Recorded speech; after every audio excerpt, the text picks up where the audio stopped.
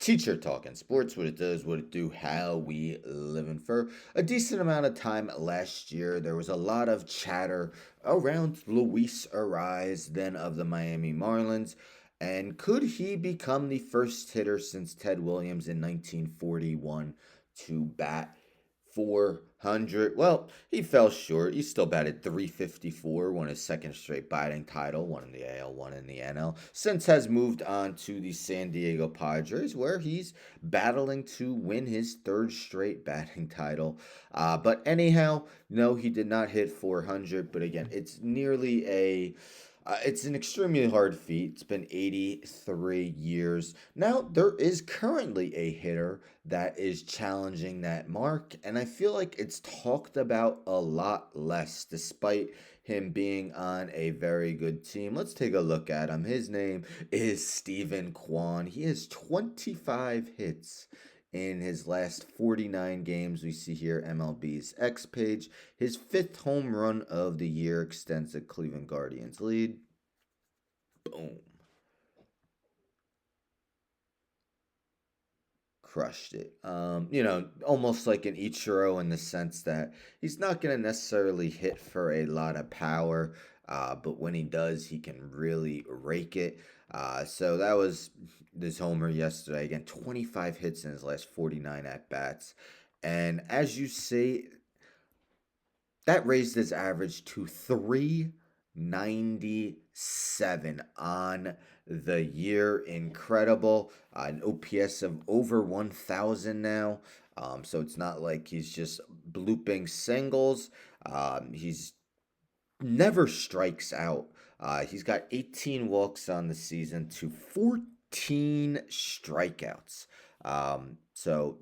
He's always been a guy who limited his strikeouts. It's his third season in the majors. Batted 298 as a rookie, 268 this year, but really blowing up. If you take a look at the MLB leaderboard, though, he is currently not in the leaderboard, and that is because he does not have enough plate appearances. So Bobby Witt and Jurickson Profar currently lead the majors with a 323 batting average, as you see a rise.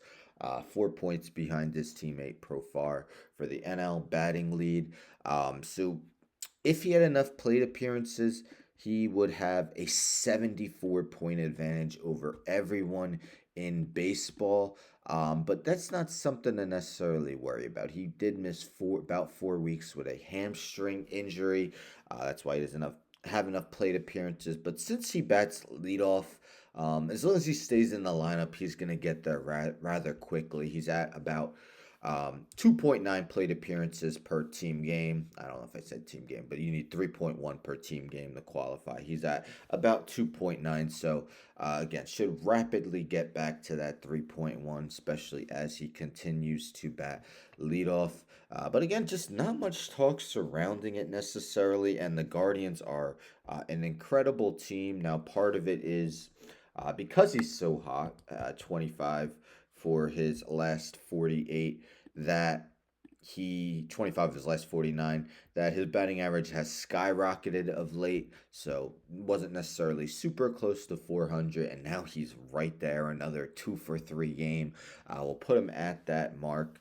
Guardians 45 and 26. That's the third best record in the AL, only behind the Yankees and Orioles. Have a 5.5 game lead over the Twins and 6 game lead over the Royals in the AL Central. What are your thoughts? Is there a shot Stephen Kwan can hit that 400 mark? I mean, it's just cool to see. Semi close to the halfway point of the regular season. Could he battle his way into MVP contention? I get that he doesn't quite have the power of some of the big names, the Gunners, Gunnar Henderson's, Juan Soto's, Aaron Judge's, Bobby Witt Jr.'s.